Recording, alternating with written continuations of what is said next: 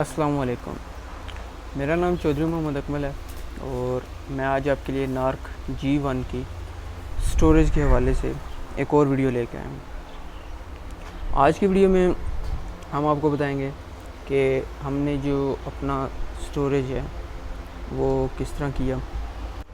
नार्क G1 की storage एक बहुत ही इसका अहम मरला है, क्योंकि अगर इसमें आप इसको सही तरह से केयर ना कीजिए तो इसके आपके ख़राब होने के चांसेस बहुत ज़्यादा होते हैं।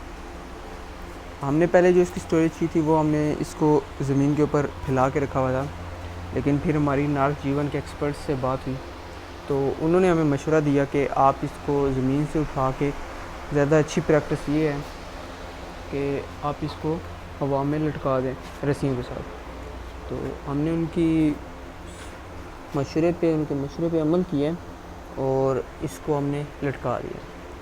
लटकाने के लिए सिंपल हमने इसको, गड्डियाँ तो पहले इसकी बनी हुई थी, इसको हमने रस्सियों के साथ इसको लटका दिया और लटकाने के बाद काफ़ी इसका फ़र्क भी देखने में आया इसमें कि इसमें अगर कुछ जो नमी आ रही थी ना हमारे इसमें, इसके बल्ब में, तो वो चीज़ अब इसमें ख़त्म होती आ रही है और अब ये प्रॉपर अपनी जो सूखा हुआ गार्लिक जो होता है ड्राई होता जा रहा है प्रॉपर जिसको होना चाहिए।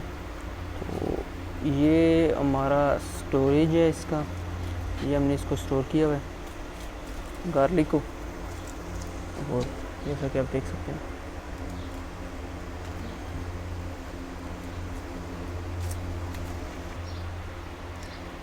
नार्क G1 का जब हमने एक्सपर्ट से बात की तो उनको, जब हमने अपनी स्टोरेज के बारे में वीडियो दिखाई तो उन्होंने हमें मशवरा दिया कि आप इसको लटका दें, क्योंकि ज़मीन पे नार्क G1 को रखना एक अच्छी प्रैक्टिस नहीं है।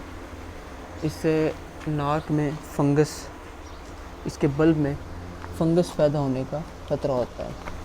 तो उनकी हिदायत पे हमने अमल किया और तकरीबन थोड़ा ही ऐसा कोई हफ़्ता एक हमने इसको ज़मीन पे रखा है, उसके बाद फिर हमने इसको लटका दिया सारा। ये आप देख सकते हैं, ये हमने इसको लटकाया हुआ है नार्क G1। ये थी आज की वीडियो।